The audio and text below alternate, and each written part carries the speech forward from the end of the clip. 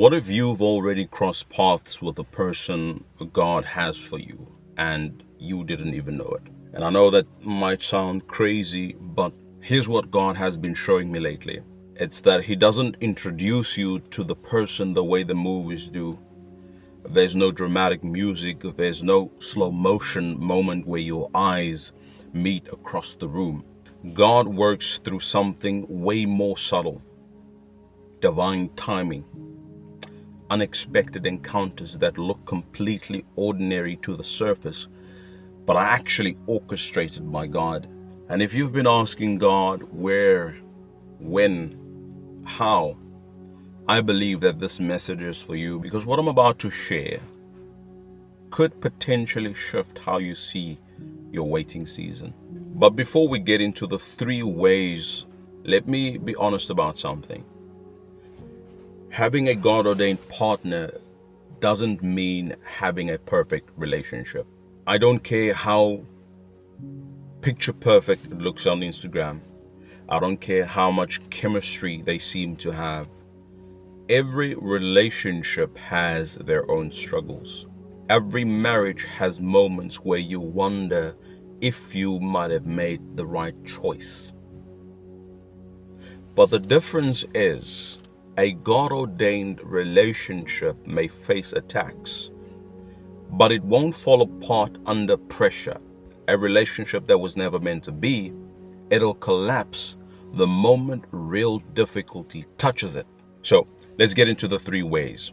Now, number one might frustrate you at first. It frustrated me when I first understood it.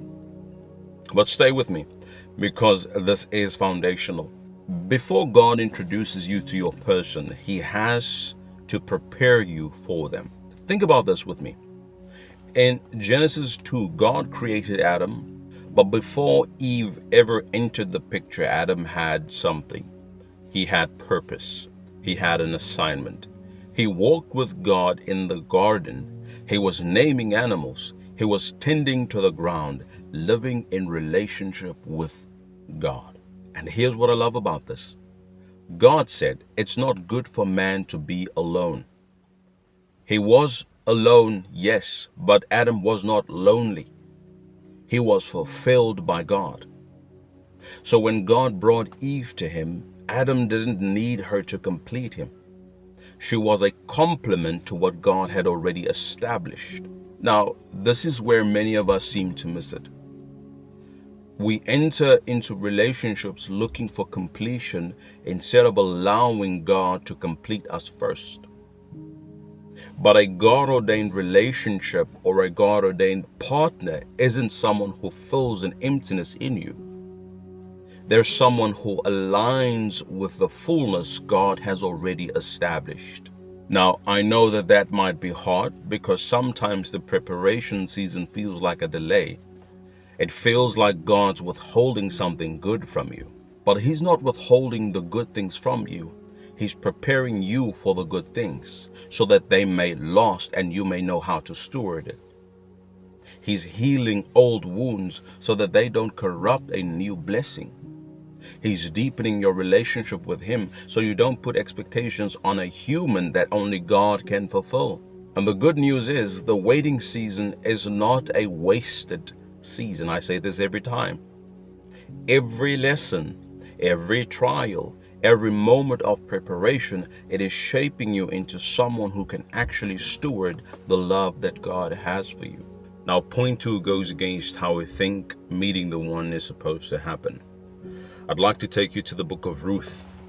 Ruth's life had been shattered. She buried her husband, left her homeland, followed her mother-in-law Naomi to a place she'd never been. And from the outside looking in, her future looked uncertain at best.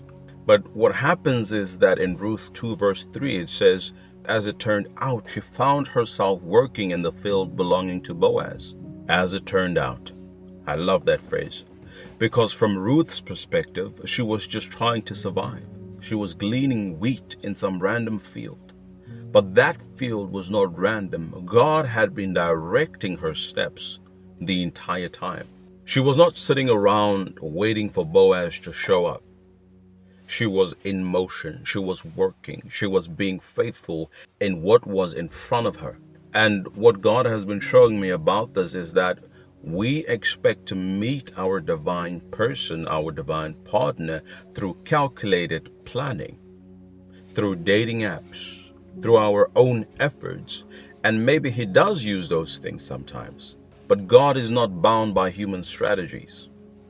He often introduces you to the person He has for you in a place you never expected, through an encounter you couldn't have arranged yourself. Maybe a sudden career shift places you in a new city. Maybe a closed door redirects you into a new environment where your destiny and your divine connection intersect. What the world calls coincidence, we must recognize as providence. And can I speak to those of you who feel disappointed? Maybe you thought by now you'd have met the person. Maybe you thought that relationship would have worked out. Sometimes God lets you experience disappointment so He can redirect you to your destiny. If Ruth had stayed in Moab, she would have never met Boaz. What you see as a setback is clearly a setup from God. But I need to give you the key, and it is that you have to be in motion. God orders your steps. That means you have to be stepping. Are you positioned where God can bless you? If you're trusting God's timing in your waiting season, type ordered steps in the comments. This last point, this is the one that'll help you discern if someone's actually from God or not. Because I need you to understand that not every connection that feels good is God ordained. Let me take you to Genesis 24. Abraham's servant is looking for a wife for Isaac, and watch how he goes about it. He doesn't just look for someone attractive, he prays for a specific sign. Let the woman who offers water to me and my camels be the one you have chosen for Isaac. And Rebecca shows up. She doesn't just give him water, she offers water to all his camels too. 10 camels. Now, I need to put that into perspective. Each one drinks about 25 gallons.